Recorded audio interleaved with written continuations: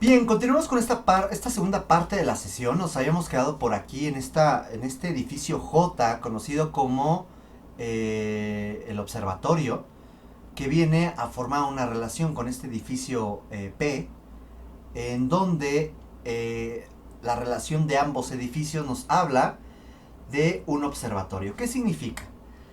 Quiero que veamos, déjenme ver si tengo aquí una fotografía más clara. Sí, vean.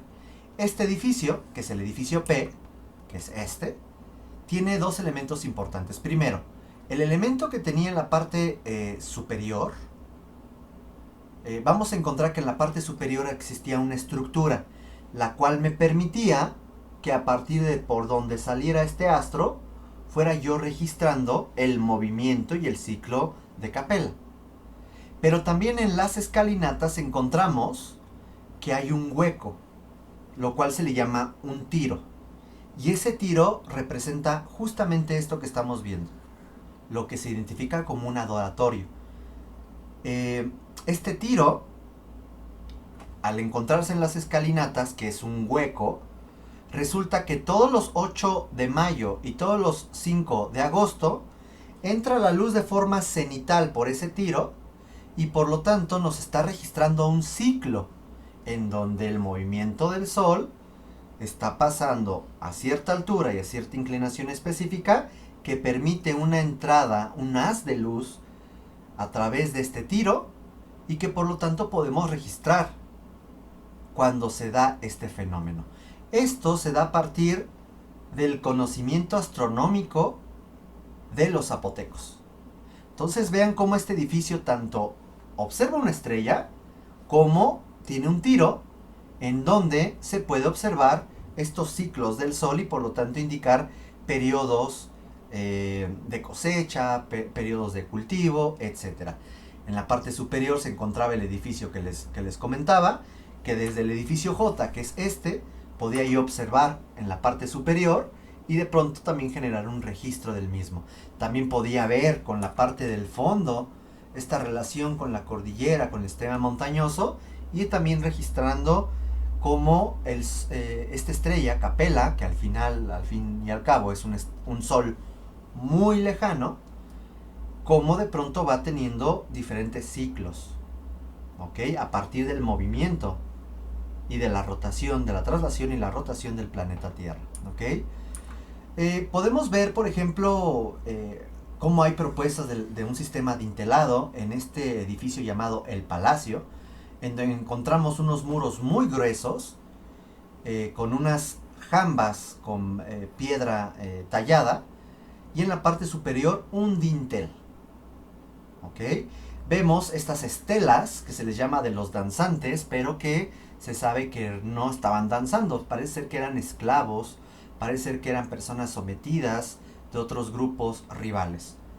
Este que es el sistema K, vean qué interesante.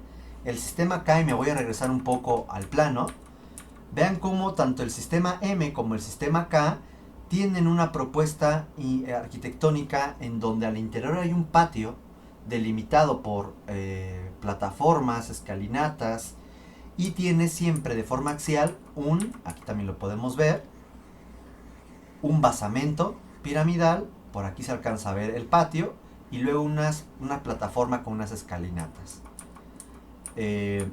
Aquí están las escalinatas, vemos como aquí hay unas plataformas con un talud y un tablero, y estos tableros tienen una moldura que no habíamos visto en otra región, que se le llama moldura de escapulario. ¿Ok? Podemos ver que eso se convierte en una característica específica del sistema M y del sistema K, en donde diferentes cuerpos, sus taludes y sus tableros van a tener este tipo de moldura. Aquí podemos ver en otra vista cómo este tipo de moldura, que son dos molduras, una encima de otra, vienen a generar además con la luz del sol, la luz directa, la proyección de una sombra.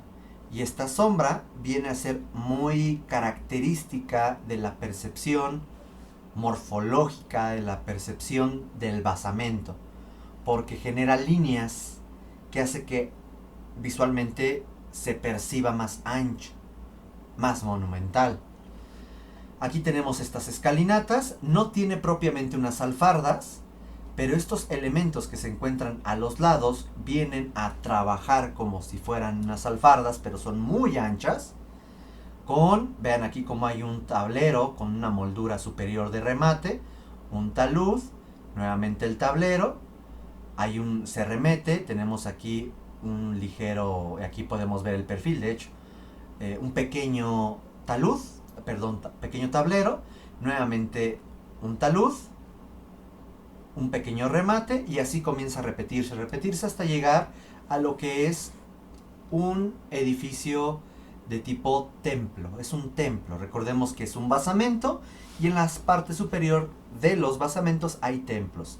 Vean la gran importancia de lo ambiental, del contexto, de esta integración visual.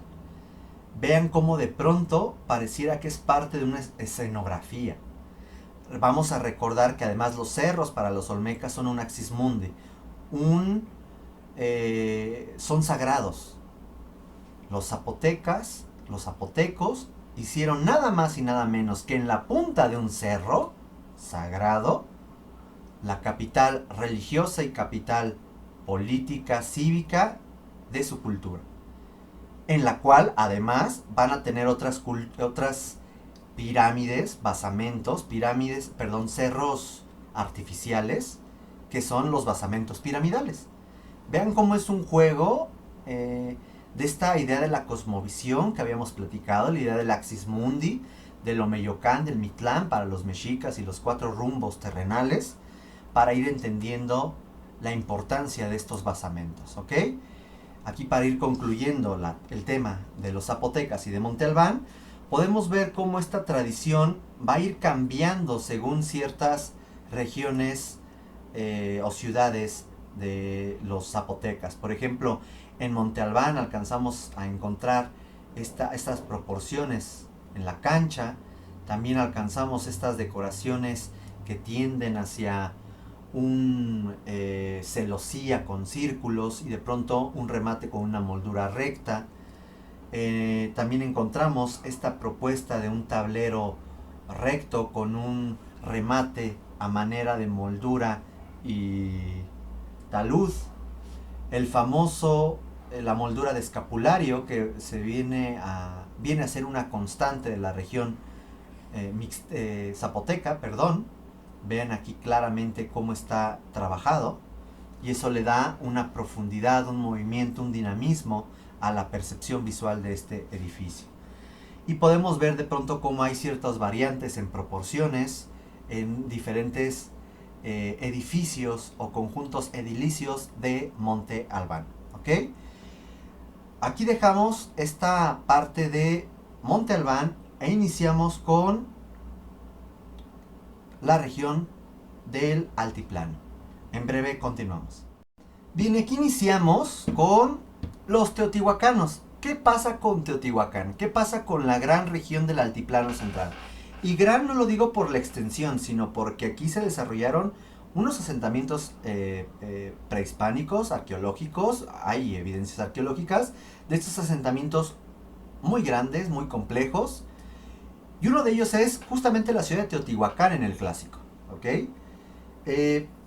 Para poder entender esto, de hecho no quiero hablar ahorita de esta imagen, porque vamos a hablar de qué había antes de antes de Teotihuacán y cómo fue el inicio de Teotihuacán. Para que en la siguiente sesión, dentro de 8 días, la siguiente semana, podamos platicar ya sobre este auge arquitectónico de Teotihuacán. ¿De acuerdo? Bien, primero, recordando nuevamente que estamos hablando del clásico, estamos hablando ya no ahora del Valle de Oaxaca, ahora vamos a hablar del Altiplano Central. Y resulta que en el Altiplano Central, que es aquí lo que corresponde a la Ciudad de México, Morelos, Estado de México, parte de Puebla, Hidalgo, etc., vamos a encontrar uno de los principales asentamientos y culturas que van a ser características del clásico. ¿Quiénes son? Teotihuacán. Pero ¿qué pasaba antes de Teotihuacán? Perdón porque tartamudeé. ¿Qué pasaba antes de Teotihuacán? Resulta Que recordemos que la ciudad de Teotihuacán tiene sus orígenes en el preclásico tardío. Significa que los olmecas de esta región de Tabasco, sur de Veracruz, que influenciaron toda la región de Mesoamérica, o gran parte de la región de Mesoamérica, la influencia también va a llegar a lo que es el altiplano central. La primera o los orígenes de la ciudad teotihuacana tiene también una influencia olmeca. Teotihuacán se encuentra de hecho muy cerca, este es Mictlantecutli para los teotihuacanos, la región del altiplano central. Resulta que tenemos aquí una serie de lagos endorreicos. Son lagos que no tenían una salida natural de desagüe. Por lo tanto, todas las montañas y las serranías, en su deshiele, los ríos desembocaban a una serie de lagos. El lago de Zumpango, de Jaltocan, el lago de Texcoco, el lago de Xochimilco, el lago de Chalco, que en épocas de sequía o de menos abundancia de lluvia o extremo calor, estos lagos bajaban su nivel y a veces se veían aislados. Pero en la época de lluvias y en la época de mayor confort térmico, en la época de frío, etcétera, en la época del deshielo de las puntas de los cerros, estos lagos aumentaban y se unían y formaban un gran lago. ¿Ok? Resulta que la ciudad de Teotihuacán se encuentra por acá. Vean qué cercano se encuentra justamente a estos lagos. A esta región es lo que se le llama ahora el Valle del Anáhuac. ¿Ok? Y vamos a encontrar cómo hay ciertos elementos como la región de Santa Catarina, ¿no? Y vamos a encontrar la serranía del Ajusco, la Sierra de Guadalupe. Vamos a encontrar de pronto varias formaciones montañosas que nos van a ir distinguiendo esta zona como si fuera una especie de tazón.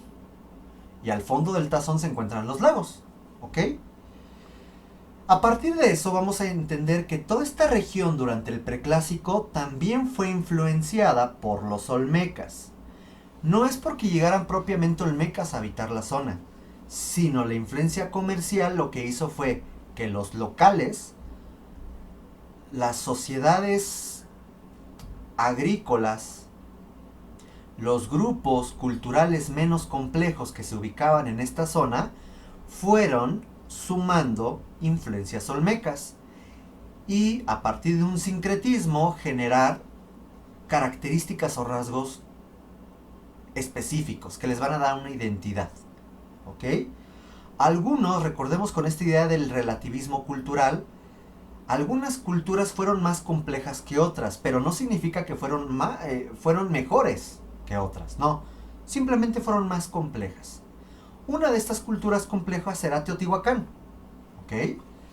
Pero resulta que en torno a las orillas de este lago vamos a encontrar una serie de culturas muy, muy importantes o ciudades, sedes de culturas muy importantes. Por ejemplo, Tlalilco y Tlapacoya, que ya habíamos mencionado en el preclásico temprano. Vamos a encontrar centros regionales o aldeas influenciados también por Tlalilco, Tlapacoya, que van a ser, por ejemplo, Zacatenco, en la parte norte, Copilco, Iztapalapam, Chimalhuacán y el Arbolillo. El Arbolillo también se encuentra en la parte norte, donde está Zacatenco, Santa Isabel Tola, toda esta parte del norte de la Gustavo Madero. Chimalhuacán, creo que todos los que habitan esta gran metrópolis seguramente les suena Iztapalapam, Copilco y Chimalhuacán. Después del preclásico temprano, durante lo que es el preclásico tardío y ya propiamente en el horizonte clásico, vamos a encontrar dos ciudades, como en su momento lo fue Tlalilco y Tlapacoya, dos ciudades dominantes de las demás aldeas o asentamientos agrícolas. ¿Cuáles son estas dos principales ciudades o asentamientos urbanos? Cuicuilco, con una influencia olmeca, y Teotihuacán, con una influencia olmeca. Pero ojo, no eran olmecas. Eran habitantes locales que tenían influencias olmecas y que comenzaron mediante el sincretismo a generar una identidad. Los cuicuilcas y los teotihuacanos. Y vamos a tener varios asentamientos que van a estar sometidos, no bajo un yugo militar, pero sí a una influencia cultural y comercial. Será Tacuba, Cerro Portezuelo, Texcoco, Tenayuca, Azcapotzalco, Coyoacán, Mixcoac, Cerro de la Estrella, Cuautitlán, Culhuacán, Axotlán, que es hoy en día Cuautitlán Izcalli, Tultepec, Chalco, Ixtapaluca. Vean cómo son asentamientos que ya existían, asentamientos rurales, agrícolas. Y por lo tanto, Cuicuilco y Teotihuacán comienzan a tener un dominio en esta zona. ¿Ok? Justamente Copilco, que se encuentra aquí, Cuicuilco, que se encuentra muy cercano, que está por acá, va a tener un radio de acción muy importante y de pronto va a comenzar a chocar con este radio de Teotihuacán. Pero resulta que va a pasar una desgracia natural que de cierta forma va a beneficiar a Teotihuacán. Resulta que por ahí, cerca del Ajusco, en la parte sur, habrá un volcancito que se llama el Xitle. Y un asentamiento muy importante que era Cuicuilco, esta cultura termina diezmándose a partir de la erupción del volcán Cuicuilco. Perdón, volcán Xitle. Cuicuilco tenía un basamento muy importante, que es este basamento que no es tronco piramidal, sino que es tronco cónico, porque es un cono truncado y comienza a encimarse uno sobre otro.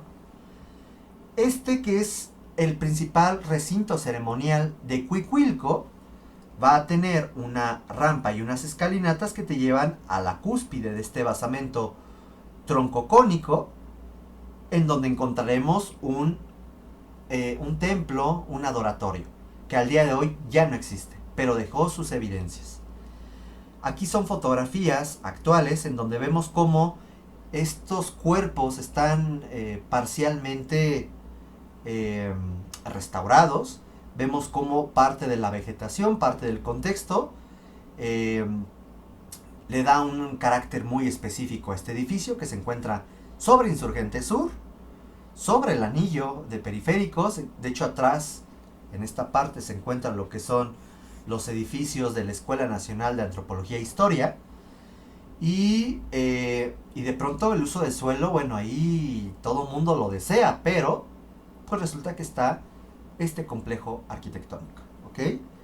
Algo muy interesante es que, y ahorita vamos a platicar de este edificio, es que el Xitle hace erupción y entonces, algo así como lo que pasó con Pompeya, no porque todos se petrificaran o todos murieran al instante, sino que lo que pasó es que esta lava comenzó a invadir gran parte del territorio del sur de la ciudad. De hecho, si se fijan, y la gente que conozca Ciudad Universitaria, o la gente que vive en Santo Domingo, la gente que vive en el Pedregal, la gente que vive en San Ángel, se va a dar cuenta que existe una gran abundancia de esta piedra volcánica. Esta piedra volcánica es porque hizo erupción el volcán Xitle. Por lo tanto, fue lo que se conoce como el Malpaís. Terrenos en donde no se podía construir fácilmente, donde no existía gran vegetación, y que fue explotado todavía a mediados del siglo XX. Pero durante muchísimos siglos eso estuvo casi abandonado y muy subutilizado. De hecho, la erupción lo que vino a hacer fue tapar o impedir un flujo natural que existía entre estos lagos con la zona de hoy en día conocida como Cuernavaca. Vino a tapar esa ruta natural que existía, ¿ok? Este volcán de Xitle lo que haría es que una cultura dominante como Cuicuilco del 800 al 200, 800 a.C. al 250 después de Cristo, o sea, en lo que es hoy conocido como el preclásico terminal o tardío, terminara justamente esta influencia cultural, arquitectónica y su dominio sobre otros asentamientos. Aquí tenemos este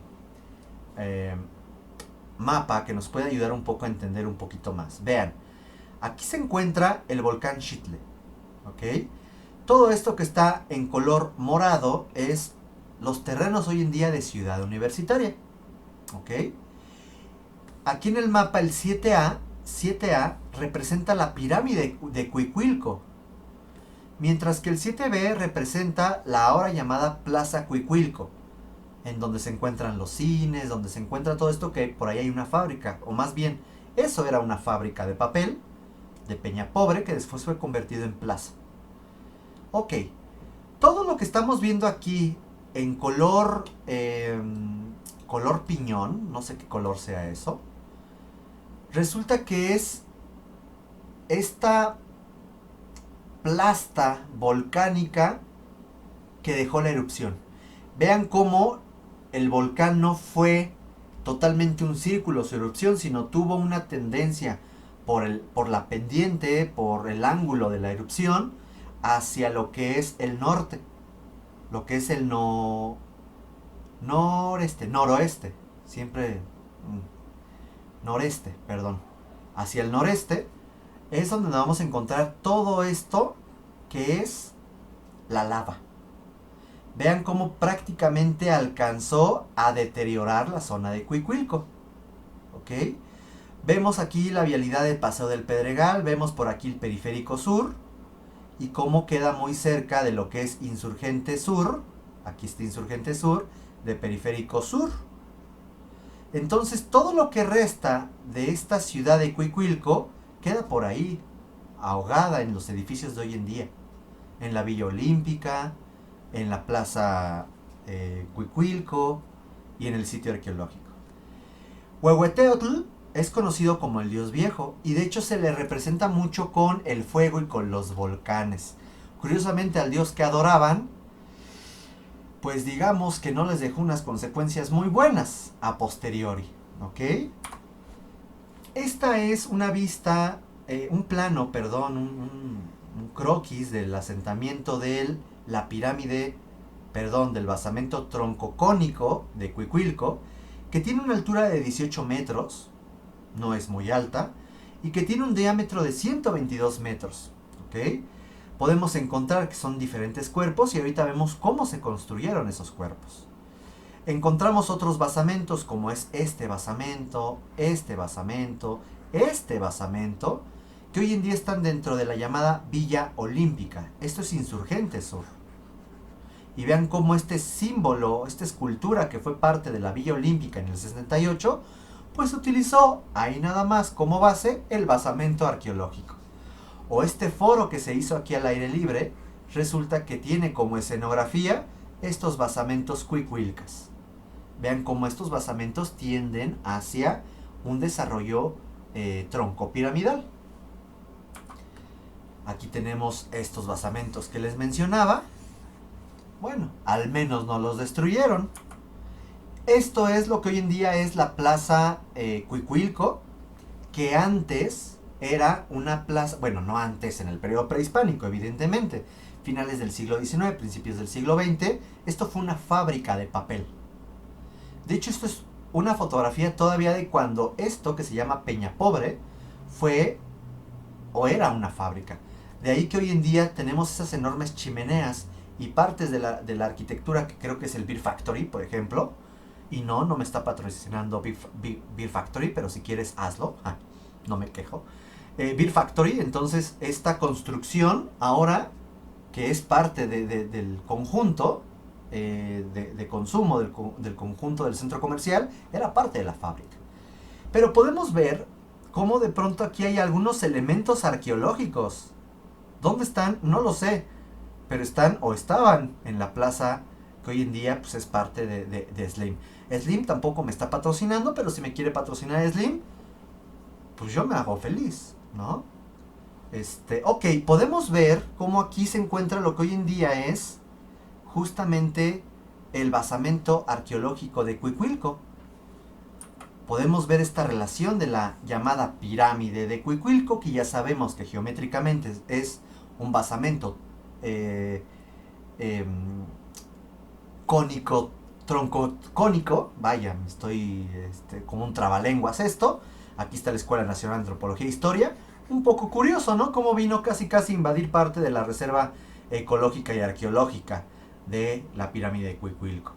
Avenida de los Insurgentes, Periférico, y vamos a dar paso a lo que sería justamente Teotihuacán.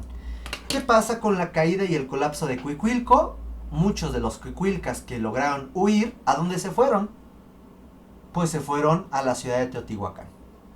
Y Teotihuacán comienza poco a poco a tener un auge cultural, político, comercial, arquitectónico, artístico, etcétera, que viene a configurarse durante el final del preclásico e inicios del clásico. Simplemente la construcción de la pirámide del Sol no es una construcción del periodo clásico. A esta la encontramos justamente al final del preclásico. Todo esto lo vamos a platicar en la siguiente sesión. Platicaremos quiénes eran los teotihuacanos, cuáles son sus características arquitectónicas,